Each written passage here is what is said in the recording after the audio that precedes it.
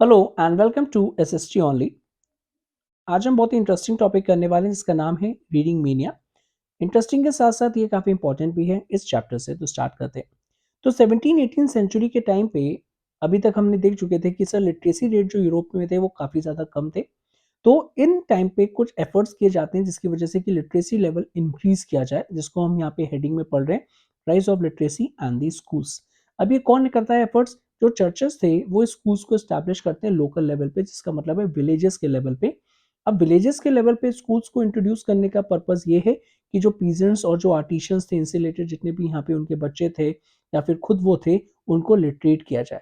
Sir objective क्या था इस लिटरेसी लेवल को इंक्रीज करने का? एक तो जो यूरोप में बहुत ही लिटरेसी कम थी उसको और बढ़ाना, 60 to 80% लेके आना, 10 to 20% से। नॉट ओनली दिस, ये जो ग्रोइंग लिटरेसी यहाँ पे जो पीपल्स जनरेट हो रहे हैं, ये बुक्स की डिमांड करेंगे क्योंकि अब ये पढ़े लिखे हैं। और बुक्स की डिमांड करने के लिए और सिंपली ये जो भी प्रिंटर्स ने न्यू प्रिंटिंग को प्रेस को स्टैब्लिश किया, उनको एक मोटिवेशन मिलेगा कि वो ज़्यादा से ज़्यादा बुक्स को प्रोड्यूस करें जो इन ग्रोइंग लिटरेसी पीपल्स की डिमांड्स को फुलफिल करेगा। अब क्वेश्चन आ रहा है किस टाइप के लिटरेचर को यहाँ पे प्रोड्यूस किया जाएगा? तो डिफरेंट डिफरेंट डायमेंशंस में यानी न्यू जीनियस में यहाँ पे लिटरेचर एमर्ज होंगी ताकि ज़्यादा ऑडियंस को यानी ब्रॉडर ऑडियंस को यहाँ पे टैकल कर पाए। फॉर एग्जाम्पल अगर हम लोकल लेवल पे यानी एक बहुत ही लो लेवल की बात करेंगे, low level in the sense कि हम एक सोसाइटी के लोअर सेक्शन की यहाँ पे बात करेंगे जिसके पास ज़्यादा पैसे नहीं थे कॉस्टली बुक्स को परचेज करने के लिए, तो इस टाइप के पीपल्स को टारगेट करने के लिए क्या किया गया? सर वेरियस एल्मनैक्स को इशू किया गया, जिसका मतलब है रिचुअल कैलेंडर्स, ताकि प्रिंट को वो परचेज करके अपने घरों में लगा सकें एक तरीके से यहाँ पे स्टेटस सिंबल की तरह। नॉट ओनली दिस, जो बलात्स थे यानी बलात मतलब जो किस्से कहानियां पुरानी थी, जो फोल्ड टेल्स थे बच्चे यहाँ पे, उन सभी चीजों को सर्कुलेट किया गया। नॉट ओनली दिस, जितने भी पुअर सेक्शन थे उनके लिए डेडिकेटली बुक्स को इशू किया जिसका नाम था पेनी चैप बुक, जिसको आप सिंगल पेनी में परचेज कर सकते थे। अब ये जो थी लो प्राइस स्मॉल बुक्स थी, सिंपली इसको पुअर क्वालिटी के पेपर्स पे प्रिंट किया जाता था और इसको बाउंड किया जाता था चीप ब्लू कवर से। ऑल्दो इसका कंटेंट था वो चीप नहीं था, इसका जो प्राइस था वो चीप था, सो दैट जो पुअर पीपल्स थे वो इजिली इसको परचेज कर सकेंगे। अब वेरियस अलग अलग रेंजेस की यहाँ पे और बात करेंगे, डायमेंशंस की बात करेंगे कि रोमांसेस से रिलेटेड प्रिंट हो गए, हिस्ट्री से रिलेटेड प्रिंट हो गए जो कि पास्ट को बताएंगे। इस टाइप के छोटे छोटे प्रिंट जो थे वो मार्केट में आने लगे ताकि जो न्यू लिटरेसी यहाँ पे जो पॉपुलेशन है, लिटरेट पॉपुलेशन है, उसकी डिमांड्स को कैटर कर सके और कहीं ना कहीं उसको अपील कर सके कि जो प्रिंट है वो आपके लिए भी यहाँ पे अवेलेबल है। अब नेक्स्ट आता है बच्चे पीरियोडिकल प्रेस। मीन्स एक कॉन्टिन्यूसली पीरियड में आपको प्रोड्यूस करेंगी वो, एंड इंफॉर्मेशन के साथ साथ अब जो प्रिंट था उसमें एंटरटेनमेंट का ब्लेंड भी आना स्टार्ट हो गया था। तो अर्ली 18 सेंचुरी की अगर हम बात करेंगे बच्चे, तो यहाँ पे पीरियोडिकल प्रेस एमर्ज हो चुकी थी। वेरियस न्यूज़पेपर जर्नल्स जो थे सर वो करंट अफेयर्स के साथ साथ यहाँ पे कुछ एंटरटेनमेंट की भी, जैसे आप न्यूज़ में देखते हो ना अलग अलग पेजेस हैं, तो कोई इंटरनेशनल पेज रिलेटेड है, अगर जो भी पेज नंबर होगा वो इंटरनेशनल न्यूज़ से रिलेटेड होगा, कुछ नेशनल न्यूज़ से रिलेटेड होगा, कुछ स्टेट न्यूज़ स्पेसिफिक रिलेटेड होगा, और इसी तरीके से कुछ एंटरटेनमेंट सेक्शन होते हैं। तो अब उनको भी इंट्रोड्यूस किया गया। और नॉट ओनली दिस, जो ग्लोबल डेवलपमेंट्स हो रहे थे, फॉर एग्जांपल कोई वॉर हो गई, ट्रेड से रिलेटेड ग्लोबल डेवलपमेंट्स, ये सारी चीज़ों को यहाँ पे क्या किया गया? सर पीरियोडिकल प्रेस और इंफॉर्मेशन और न्यूज़पेपर्स और जर्नल्स में इंट्रोड्यूस करना स्टार्ट हुआ गया। अब ऐसा करते क्यों है? ऐसा इसलिए करते हैं, फॉर एग्जाम्पल कि जो रीडर है वो डाइवर्स इंटरेस्ट का है, तो हमें नहीं पता कि जो रीडर उसको न्यूज़पेपर में क्या पसंद आ रहा है, इसीलिए इन सारी चीज़ों को यहाँ पे हम मेंशन करते हैं, सो दैट जो जिसका इंटरेस्ट होगा वो उस टाइप का यहाँ पे पेजेस को पढ़ना स्टार्ट करेगा, और न्यूज़पेपर तो वो परचेज करेगा ही करेगा। इसीलिए यहाँ पे इस सारे डायमेंशंस को इंक्लूड करने स्टार्ट कर दिया। Next is scientific and the philosophical accessibility की अगर हम बात करेंगे बच्चे, तो अर्लियर जो चीज़ें थी साइंटिफिक और फिलोसॉफिकल आइडियाज़ वो काफ़ी लिमिटेड थे क्योंकि प्रिंट जो था वो काफ़ी लिमिटेड था। तो इलीट सेक्शन या फिर जो कोई इंटेलेक्चुअल है, लाइब्रेरी हो गई या वेरियस इंपॉर्टेंट प्लेसेस हो गए, वहीं तक ये सारी चीज़ें लिमिटेड थी। लेकिन अब जो प्रिंट के थ्रू ईजिली ये सारे साइंटिफिक और फिलोसॉफिकल आइडियाज़ ईजिली सर्कुलेट हो रहे हैं और लोगों में यहाँ पे डिस्कशन इनको किया जा रहा है।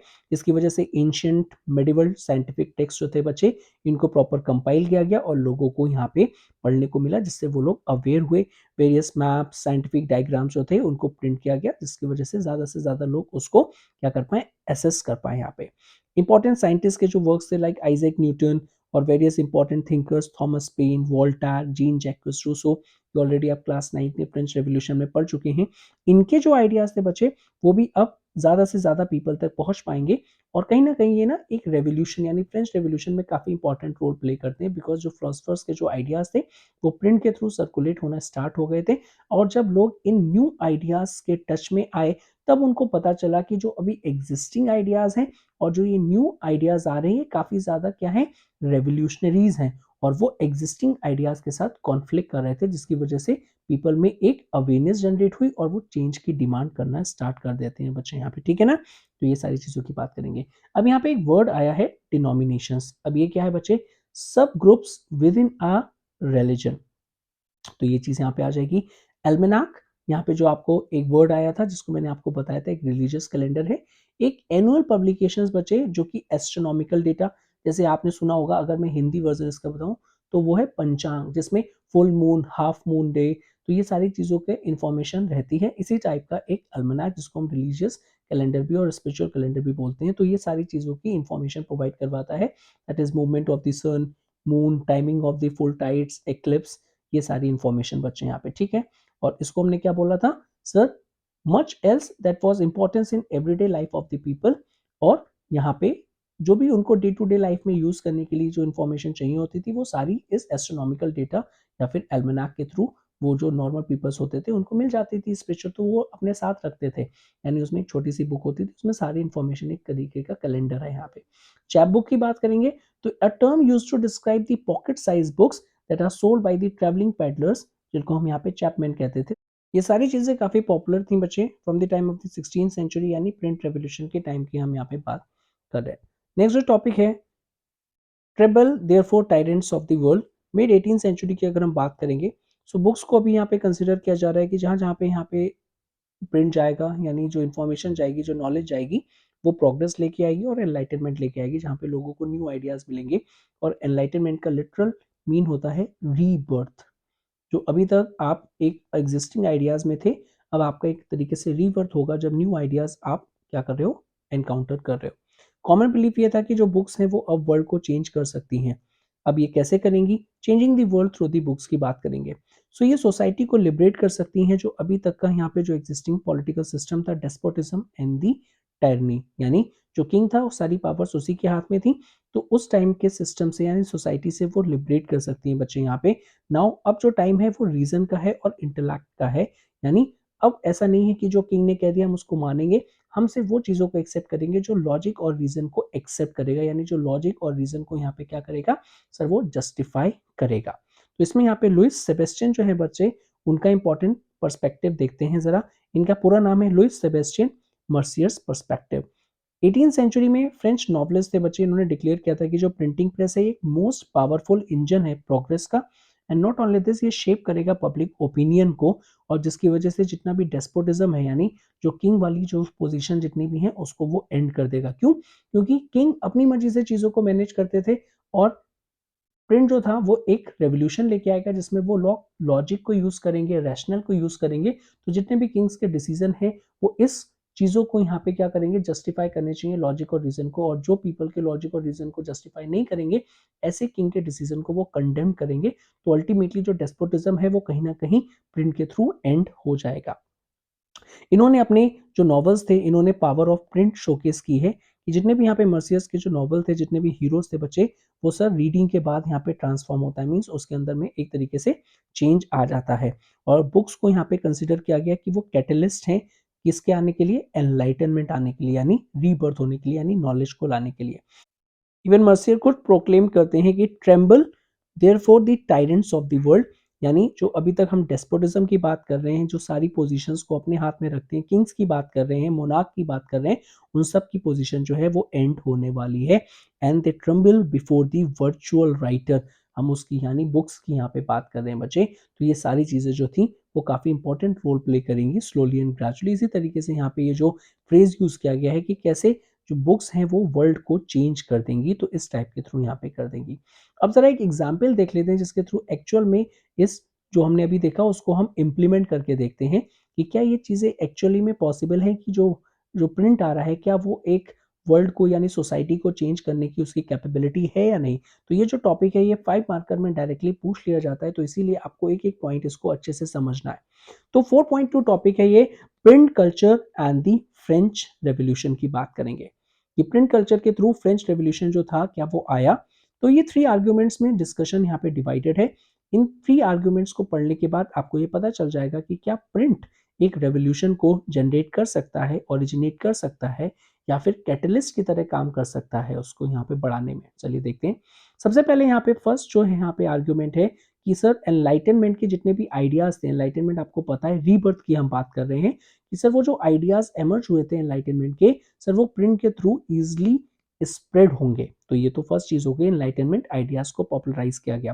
तो प्रिंट क्या करता है, ज्यादा से ज्यादा एनलाइटनमेंट के जो थिंकर्स के जो आइडियाज थे, यानी एनलाइटनमेंट के टाइम में जितने भी पॉलिटिकल फिलोसफर्स थे या जो थिंकर्स थे, उन्होंने जो इंपॉर्टेंट आइडियाज दिए हैं, नोवेल आइडियाज दिए हैं, उनको प्रिंट स्प्रेड करने में हेल्प करता है और चैलेंज करने में हेल्प करता है कि जो उस टाइम के पुराने ट्रेडिशंस थे, जो भी सुपरस्टिशियस था, डेस्पोटिज्म था, यानी जो चर्च था वो अपनी अथॉरिटी को सेक्रेड मानता था, उसको यहाँ पे कंडेम कर रहा था। तो ये सारी चीजें जो थी बच्चे यहाँ पे, सर ये कौन कर रहा है, जैसे जैसे एनलाइटमेंट में जो फिलोसफर्स थे, जो थिंकर्स थे, वो न्यू आइडियाज को लेके आ रहे थे और प्रिंट के थ्रू ये आइडियाज जो थे वो लोगों में एमर्ज हो रहे थे, जा रहे थे, लोग उसको डिस्कस कर रहे थे, जिसकी वजह से वो चैलेंज करने लगे थे एग्जिस्टिंग सारी चीजों को। नॉट ओनली दिस, जो इवन स्टेट है, जो डेस्पोटिक तरीके से अपनी पावर को एक्सरसाइज करता है, उसको भी क्वेश्चन कर रहे थे।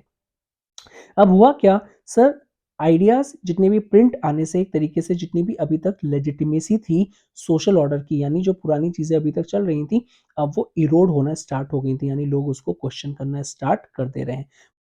For example the ideas of the Voltaire and the Rousseau.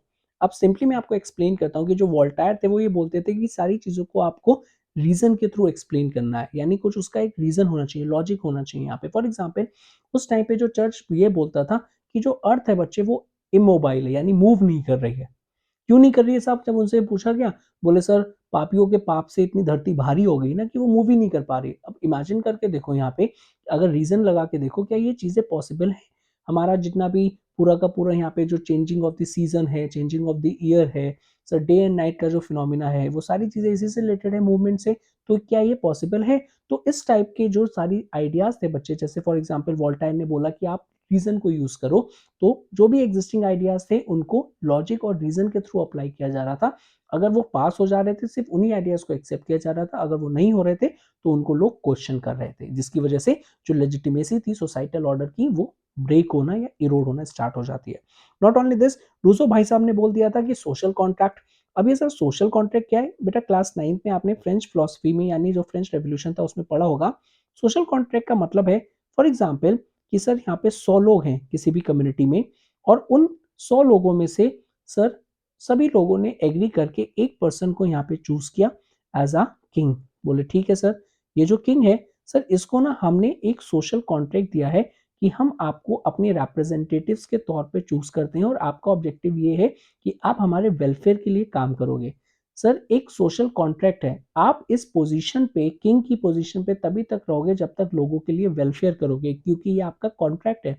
The moment आप सेल्फ इंटरेस्ट के लिए करते हो तो हमारा सोशल कॉन्ट्रैक्ट ब्रेक हो जाएगा, और हमारे पास ये पावर है कि आपको हटा के हम किसी दूसरे को पावर में ले आएंगे जो हमारे इंटरेस्ट को सर्व करेगा, ना कि अपने सेल्फ इंटरेस्ट को। तो इस टाइप के जो बच्चे आइडियाज थे वो इतने रेवोल्यूशनाइज थे, और उस टाइम की जो सिचुएशन थी उसने काफी ज्यादा, यानी प्रिंट जो है काफी ज्यादा इंपॉर्टेंट रोल प्ले करता है इनको वाइडली सर्कुलेट करने में। ठीक है बच्चे, तो ये चीजें आपको यहाँ पे पता होनी चाहिए।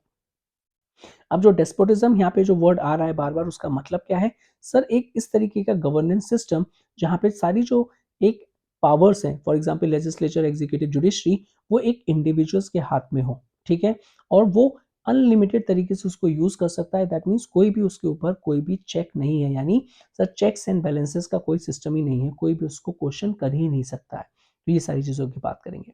अब हुआ क्या बच्चे, अगर हम बात करेंगे कि sir emergence of a public debate, ये हमारा सेकेंड, अगर हम आर्गुमेंट की बात करेंगे कि पब्लिक डिबेट का जो कल्चर था वो एमर्ज हो गया। भाई अब न्यू आइडियाज आ रहे हैं। अब फॉर एग्जांपल कोई भी आइडियाज आते हैं, कोई भी गवर्नमेंट का कुछ, कोई भी एक लॉ आता है या कोई भी एक जजमेंट आता है सुप्रीम कोर्ट का, उस पे लोग क्या करते हैं सर, टिप्पणी देते हैं, यानी डिबेट्स होती है ना, तो पब्लिक डिबेट्स होंगी, कुछ लोग सपोर्ट करेंगे, कुछ लोग अपोज करेंगे।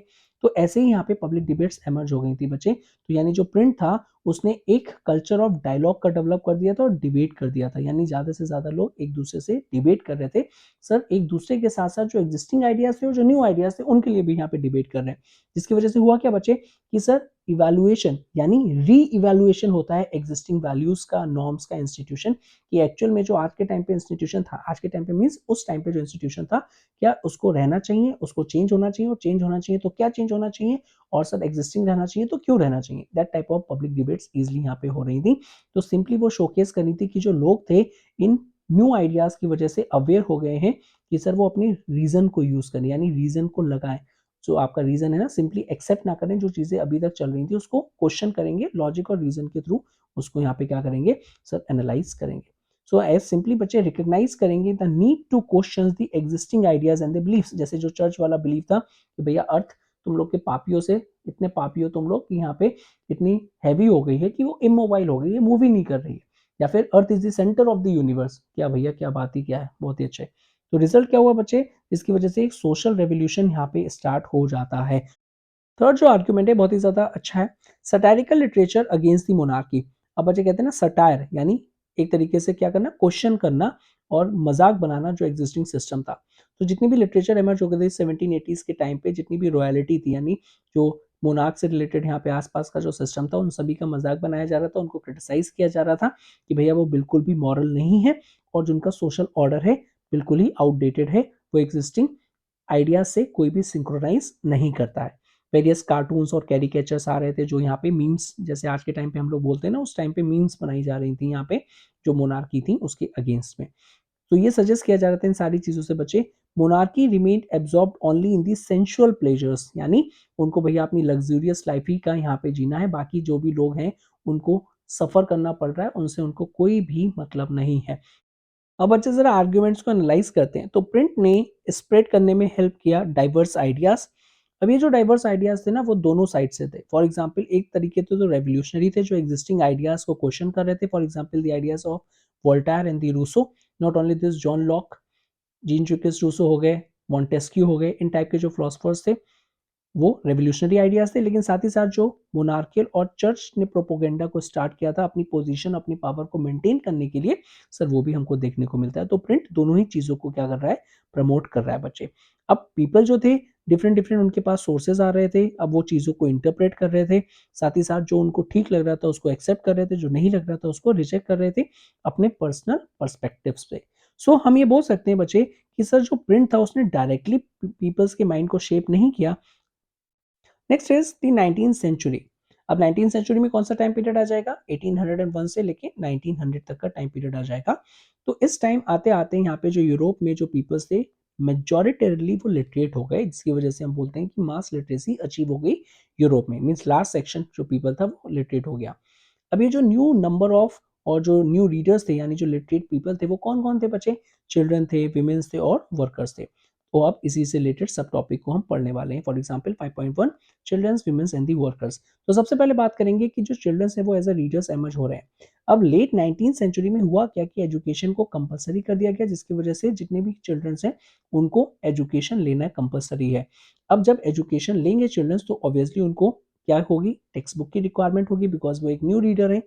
अब स्कूल टेक्स्ट बुक का जो प्रोडक्शन की जो इंडस्ट्री थी ना, वो काफी ज्यादा इंपॉर्टेंट रोल प्ले करती है। जैसे फॉर एग्जांपल आप लोग जो सीबीएसई है, सीबीएसई की जितनी भी यहाँ पे टेक्स्ट बुक है वो कौन प्रोड्यूस करता है, एनसीईआरटी प्रोड्यूस करता है।